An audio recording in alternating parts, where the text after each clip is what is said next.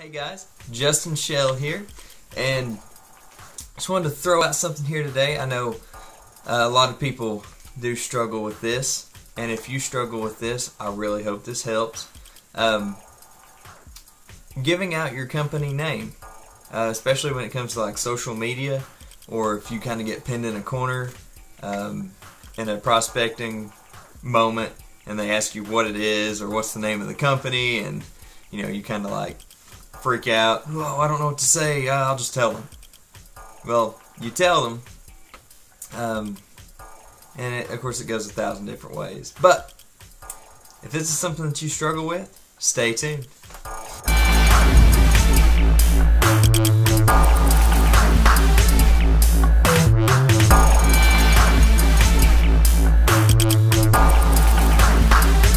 So, I got my little note card here because I have quite a few points I want to go through.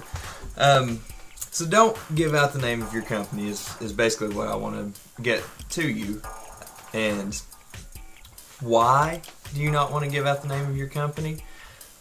You know, especially if you're face to face with someone, you're like, hey, you keep your options open to making extra money, and they say, what's the name of your company? It's going to seem kind of sketchy if you're just like, well, you know, we just don't do that thing. We can't tell you. It's not going to, no. They get a little weirded out, and then it goes downhill from there. Chances are you won't even get their number.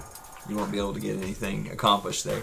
So, if you are weird about it, yeah, it'll seem sketchy. It'll be really weird for them, and that's the thing I talked about from a webinar I learned was don't make it weird. We're all people, so you have to come off natural with it, and I'll get into that here in a second.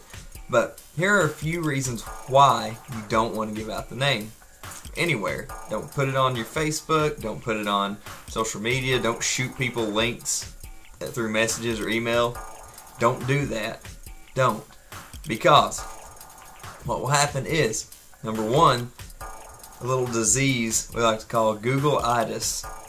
And Google-itis is, well, for example, if you don't know what something is or how something works, or you want more information about something, what do? 90% of the time you'll go to Google.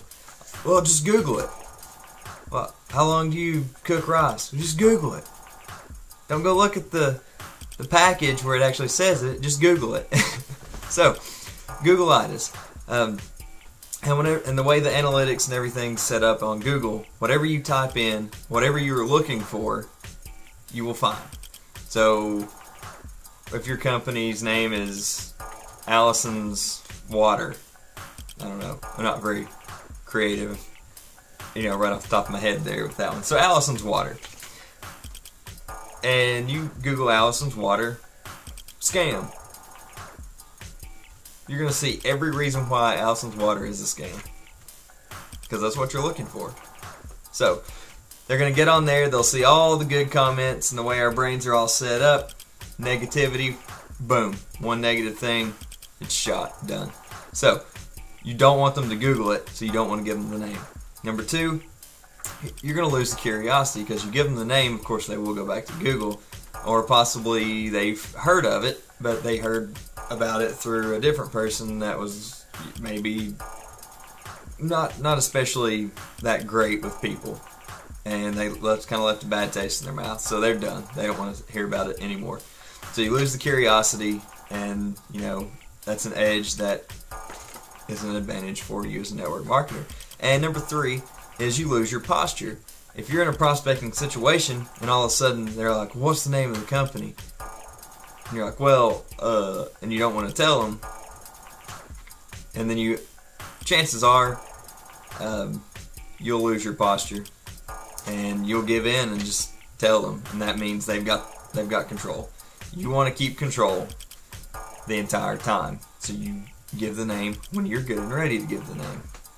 And those are three big reasons why you don't want to do it. You don't want them to Google it because they're not getting the information the right way. Number two, you lose the curiosity. They're not curious about what it is you have to offer anymore, so they don't want to see it. and you lose your posture, which means they're in control, which means they will control you the entire time. It's very hard to get control back. You have to stay in it from the beginning. So here's my little thing that I like to do sometimes, because I like to keep it fun. I don't want it to be like hardcore serious when I'm prospecting, because people want to be around fun people. So one thing I like to say is, if they're like, well, what's the name of your company? I'll say, listen, I don't kiss on the first date. If you want the name of the company, there's a time and place for you to get the name of the company.